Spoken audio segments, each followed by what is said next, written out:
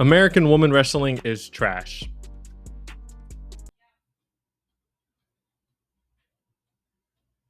It's LA Knight's game. Yeah. The other day, I asked you guys your wrestling hot takes on my TikTok and Instagram. If you guys ain't following, it is at the Backseat Wrestlers. I'll leave it down below right here. Please follow, like, subscribe. Love you guys. But anyways, I did ask you guys, of course, for your wrestling hot takes. You guys know I love to ask everybody their hot takes whenever I do go to live shows, and I really wanted to reach out a little bit more. So today, I'm going to be reacting to those hot takes, telling you guys if I agree with it, if I believe it, or if I think you guys are kind of crazy for thinking that. Anyways, let's go ahead and get into it. So I do want to start off with one of the craziest ones I did see. This one from Matrix Creations, or Matrix_Creations on TikTok. He stated, Ron Killing should have taken the championship off of John Cena in December, .. hashtag yeet. Honestly, surprisingly too, this is one that I actually saw and heard when I was interviewing people in Providence, Rhode Island. There was another guy who said the same exact thing. Ron Killing should have been the man to defeat John Cena, took the championship off of him with a more serious gimmick, and then eventually drop it a couple months down the line. That honestly is so crazy to me. Like, bro, I'm a big R-Truth fan. I love R-Truth, Ron Killings, whatever the heck you want to call him. Dude is great. He's hilarious. He has some pretty decent in-ring skills, especially for his age right now. The way he moves is still kind of crazy. But in no way, shape, or form, I can see him beating John Cena, the GOAT-of-GOATs. I have no idea why people think that would have been a great decision. I mean, like, yeah, again, massive fan of R-Truth, massive fan of course, what he does, but I don't see him as championship material. There's no way in hell I thought that he should have been the one to defeat John Cena. Of course, in he states that, oh, he should drop it in December. He should drop it to Ron Killings, which means that Cena probably would have held it until like his final match ever. I honestly felt like if he were to hold it for that long, he probably would have never turned face. Even though they kind of just like his face turned like super freaking weird on Raw a couple days ago. That was really weird. Like, still freaking weird. Like, why on earth did they make him turn face just through a promo? And then next you know, he's a good guy. It just seemed like they just dropped the whole like The Rock segment. But anyways, that's besides the point. They did the same thing with R-Truth. Like, John Cena just dropped the title to Cody Rhodes, which was fine. I like that. Dropping it to Cody Rhodes was great. But then having him and R-Truth in a backstage segment, and then R-Truth is just like, oh my god, you're back, gives him a hug, and it's like, if you're back, I'm back. Yeah, it's funny for like R-Truth, but it kind of just killed the momentum, and it just made no sense whatsoever why he turned, you know, into like his serious gimmicky character again. So yeah, I'm not sure, of course, why they did that. Like, the whole story just didn't really make any sense. It didn't really flow well, and I felt like if they were to try to tell a story between Ron Killings and John Cena having a matchup, and then Ron Killings actually beating Cena, I would just find that super unbelievable. Like, it's super unrealistic. I don't see that at all. So yeah, I'm definitely gonna say I do not agree with this at all. Yeah, I think you're crazy, but you're great though. Thank you, appreciate the comment, man. Thank you so much. Love you guys. All right, moving on to another crazy one I actually did read. This one comes from NZ Catherine, and I'm so sorry, bro, if I mispronounce your name. I'm terrible with names, just so you know, but I have it right beside me. You guys can read it. This guy states, War Games is a boring match, which is like, bro, what? Hold on, wait, what? Elimination Chamber and traditional Survivor Series matches are better. At least in those matches, you can tell the different stories of with who gets eliminated, what that means for the match, and, you know, basically, etc. But every War Games match is the exact same thing. 2 people start, 5 minutes, someone comes out, 2-on-1 beatdown, heels up, someone comes out, odds up, babies up, you know, and just so on from there. It's a whole paragraph. I promise I read the whole thing, you know, because I replied afterwards. But yeah, of course, basically he's upset with like the oversaturation of it. I think the first set in saying that War Games is a boring match is crazy. Like, I've always enjoyed the War Games matches. Going back to like the OG stuff, like if you watch some of the OG stuff, they used to be like on WWE Network, RIP, WWE Network, with like Dusty Rhodes, the Road Warriors, 4 Horsemen, even like the ones that had like a Hollywood Hogan and all that back in WCW, all the way up to like the Undisputed and NXT era when Undisputed was like in every single one. The ones with Io Sky and NXT, you know, the Team Rhea versus was it Bianca, or I think it was Team Baszler. Yeah, Team Rhea versus Team Baszler. All those matches were really fun to freaking watch. A bunch of fun. That there were a lot of course, stories being told there. Even the one with like Pat McAfee was involved and he was facing Undisputed Era. that was a pretty cool story to tell. So there has been some great stories in it overall.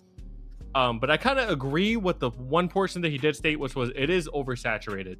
The fact that they brought it up and now it's like an every year thing, and it's one for the women's, one for the men's, it has taken away from its glory a bit. I kind of prefer if they were to do exactly what this guy did mention. You know, every couple of years they bring it up for like a real blood feud. One of the things that he did criticize was, of course, you know, like Bronson Reed just randomly joining Solo Sikoa at last year's War Games. Obviously, he got injured, and he's like, it kind of made no sense. Obviously, he just had beef with Seth Rollins. Still, regardless, it was just like a really weird situation to just throw him into the match. So I definitely agree with that. Like sometimes just adding that fifth member or just the final members for each group, they're kind of just thrown in there last second, and they're kind of like semi beefing, but that's the only reason why they're joining. That part doesn't make any sense. I 100% agree with that. And then he did say like the more traditional like Survivor Series matches, like if there's actually like beef between, you know, like for example, this year everybody thinks it's gonna be like say, Team Cody and Cena versus some other team. Like that'd be really cool, like team like Seth Rollins with like, you know, Braun Breaker, Bronson Reed. But then again, who else are you gonna add to that? That's like the key thing that a lot of people are kind of confused about.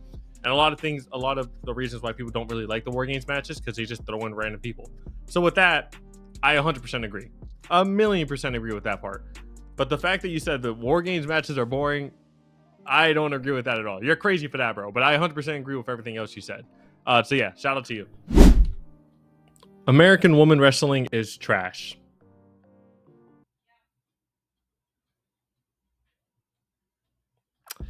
If you want to be good, you need to do Japanese wrestling training for a few years, in my opinion. Yeah, I did reply to this. I said that, yeah, that was kind of a good hot take, but I mean, I don't agree with it like at all. I mean, like, yeah, some of my favorite women's wrestlers did train under Japanese wrestlers. I mean, like, obviously, like Io Sky being one of my favorites, one of the best in WWE. Of course, you know, Kamina Shigakawa. There's a whole bunch of them that I can name: Kairi Sane, Asuka, etc. Some of the best women's wrestlers on the planet at the moment, all are Japanese wrestlers. And they all trained, of course, under Japanese dojos, etc., whatever the heck you want to call them, in Japan. But there's so many other good wrestlers who have not trained under that Japanese style. I mean, just look at like Toni Storm, Rhea Ripley, of course, Natalya, Charlotte Flair, who's actually an American, trained in America. All some of like the greatest wrestlers of all time, including especially Charlotte Flair. I mean, I give Charlotte Flair a lot of crap, but she is still fantastic in the freaking ring. And they're some of the best wrestlers on planet Earth right now. So yeah, I could agree. Again, some of my favorite wrestlers currently are Japanese wrestlers, Japanese women's wrestlers. Still, but I don't agree with the whole thing. Like 100%, there's a lot of good American and of course non-American but non-Japanese wrestlers, aka Rhea Ripley, Toni Storm, etc., who are just fantastic in and out of the ring and can cut a promo and like you know, it's just really really good technical. So I don't agree with that at all. Think you're a little crazy for that, but I appreciate the support. This guy's hot take, named Derek Calderon on TikTok: Io Sky is the best wrestler in the WWE right now. And you got a couple likes from that. I'm going to tell you right now, bro, that is not a hot take. Io Sky is probably the best wrestler in WWE at the moment. She's definitely one of the most entertaining for sure. Every single time I see Io Sky on my screen, I know I'm going to have a fun time watching wrestling. She's just so charismatic. Her freaking, you know, her high flying moves are so freaking fun to watch. Her, you know, her technical wrestling is also great. She just has like great chemistry, especially with Rhea Ripley. Like she's been obviously wrestling Rhea Ripley a lot recently. The chemistry there is freaking unmatched. Like they always put on banger matches. I mean, the match they had at Evolution, where of course Io Sky did lose the title to Naomi after the Money in the Bank cash-in, but it was Io Sky versus Rhea Ripley. That's definitely one of the match of the year contenders. Like that match was so crazy that like I am inclined to believe you. Like bro, like there's no way that Io Sky is not at least in the conversation for best wrestler in WWE at the moment. So no, I don't think that's a hot take. I think it's definitely something that everybody's talking about at the moment. Something that's been on my mind recently. Like bro, Io Sky is on top of the freaking mountain right now. And honestly, if she continues this, first Battle Hall of Famer into WWE for sure. Like bro, she's been killing it. So yeah, I don't think it's a hot take. I agree with you 100%. Another pretty cool hot take I definitely want to talk about was D Clayton93 on TikTok. He stated Randy Orton should have been the one to break Ric Flair's record. full circle story of evolution to now. He's one of the only wrestlers to not leave for Hollywood and is not falling off from where his peak was. And I'm one of the main dudes that always says this, bro. Randy is a guy who always gets his flowers, but for some reason, I still feel like this dude is still underappreciated. Like, yo, bro, Randy is that guy. Like, I've been watching him since I was growing up. Everybody's been watching him since they were growing up. He's just been like the freaking GOAT of wrestling for so freaking long, other than John Cena. I'm a massive John Cena fan, as you can see.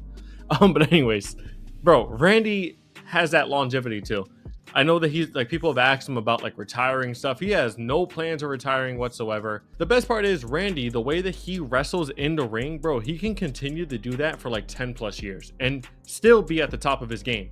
Like the way he just wrestles around the ring, the way like he actually performs his moves and just his entire moveset. It doesn't really take a lot off of his body, except maybe just like constantly RKOing people, maybe. But I honestly feel like Randy can go for like another 10 years. And because of that like longevity, there is a possibility that he actually will either tie John Cena or even break the freaking record. You never know. It is a possibility. I know that the hot take was that he should have been the one to defeat, Ric Flair's record and actually break it before John Cena. But there's still that slight possibility that he actually surpasses John Cena. You don't know that. And I truly believe that there is a small chance, not 0% chance. There's definitely a small chance that he actually will.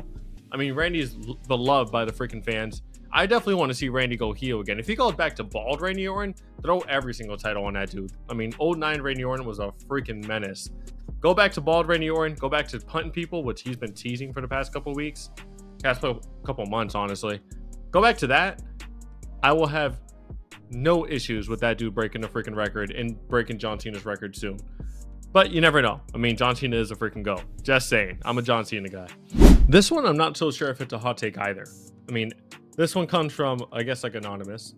LA Knight should be extremely pushed, but Triple H has bias, so he pushes who he wants and not who the crowd wants. That is kind of not necessarily a hot take, bro.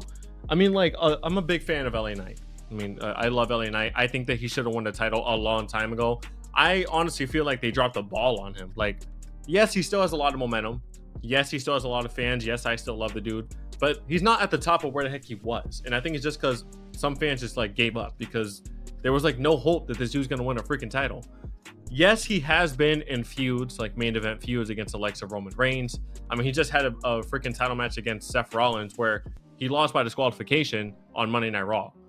So there is hope. There is a slight glimpse of hope that maybe he will be the one to beat Seth Rollins or just win any other title at this point. But it needs to be a main event title. In terms of like Triple H and like, pushing the people that he wants, that's been a recent talking point between a lot of people at the moment because of the whole issue with Karrion Kross. I mean, Karrion Kross, who's now on the freaking WWE alumni list, was getting chants after the post show on SummerSlam.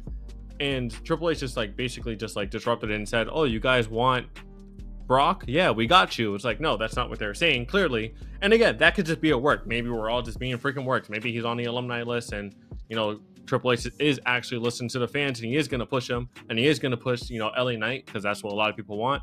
You never know. But from what it looks like you might be right in that situation. I hope not. I hope that, of course, they're listening to the fans. I hope that, there is a glimpse that, maybe we are going to get that LA Knight push. Maybe the Karrion Kross on the alumni list is just, it's a work, basically. Maybe that's the case. You never know. So in terms of like LA Knight, I think he should be world champion now, like immediately. Do I think that he's never going to get there? No, I don't think that. I just feel like it's been so long now that like a lot of people have kind of lost interest. I haven't. I know a lot of fans haven't. But if you think about like where the momentum has been, he doesn't have that massive momentum that he's had a couple months ago or even a year ago when he was facing Roman Reigns, for the title. Actually, that was like what, a year and a half ago now. That's how long it's been. Like, bro, Jesus. But anyways, LA Knight should be champion. Do I think Triple H doesn't want to push him because he's not one of his guys? Maybe. But I have hope. And the last hot take I definitely want to talk about comes from Instagram from Wrestling DeLorean Pod. Of course, they commented, the Ruthless Aggression era blows the Attitude Era out the water. Me growing up in the Ruthless Aggression era, watching the Ruthless Aggression era, bro, I'm gonna 100% agree with you. I'm just gonna say that. That is a hot take, though. I mean, like, the Ruthless Aggression era is so romanticized. Like, everybody loves the Ruthless Aggression era. I didn't grow up to it. I mean, I was born like around when it happened, but obviously I was too young to freaking remember. But I watched back the of course, Ruthless Aggression era and the Attitude Era. The Attitude Era was great. It had its freaking fun moments. Obviously, it had like two of the biggest stars ever in The Rock and Stone Cold Steve Austin, and obviously others like The Undertaker, etc. Like that, bro. They were all great, amazing freaking top stars. Kane, to some of my favorite wrestlers of all time. But the Ruthless Aggression era as a whole, bro, that mid card was so stacked, bro. Especially like John Cena was just starting up in the Ruthless Aggression era. He was still in the mid card. You had top guys in the names of freaking Randy Orton, Batista, Triple H was like, that was like his prime freaking days. Oh my god, Kurt Angle, Edge, bro. There's so many major stars that came out of the Ruthless Aggression era that it's like so hard for me to believe that the Ruthless Aggression era is not as big or even bigger than the Attitude Era. And yeah, the Attitude Era had like all the rated R stuff, a lot of things that a lot of people do miss. But I just feel like the Ruthless Aggression era as a whole, in terms of like their mid card, their of course main event picture, like the wrestling, and just the overall like storytelling, I just thought it was like better overall from what I've watched. And of course, I look back and watch a lot of wrestling. From what I've watched, I 100% agree with you, bro. Like, there's no way that the Attitude Era was better than the Ruthless Aggression era. And that's a good hot take. And if you don't agree with that, bro, that's fine. It's a hot take. I don't agree with everybody's hot takes. I didn't agree with half of your guys' hot takes. But that's the beauty of wrestling, bro. The beauty of wrestling is that everything is an opinion. Your opinion matters. It's fun to share those opinions with others because you get to see different perspectives that everybody else doesn't agree with. But hey, maybe it makes you think like, bro, maybe they're right. You never know. Like, bro, you can actually like see like a freaking hot take and be like, it maybe just changes the way you think about something. And that's the beauty of conversations and the beauty of the wrestling community. That's why I like to go up to people and ask, what is your wrestling hot take? And I just love hearing everybody's opinions on everything because it's just fun, bro. Like hearing everybody's different perspectives is just what being a human's all about.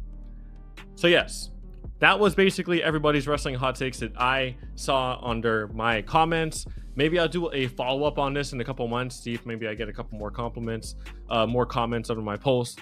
If I get a little bit more followers, please like, comment, subscribe as always. Definitely appreciate it. If you guys want to leave your own wrestling hot takes, you can leave them in the comments. I will definitely reply to them. I would probably even make a video if I get enough of them. Why the heck not? Definitely love hearing all that. Of course, opinions matter, especially on this channel. Definitely want to converse. I want to build a community here where it's safe to say your opinion without getting freaking like blasted, bro. Like we can converse back and forth and nobody needs to get mad at each other. That's just what I like to say. That's all I'm trying to say. But anyways, like, comment, subscribe as always. I'll be back next week with some more content. Yeah, wrestling is cool, bro. Wrestling is freaking awesome. So yeah, like, comment, subscribe. Love you guys. See you guys next week. Peace.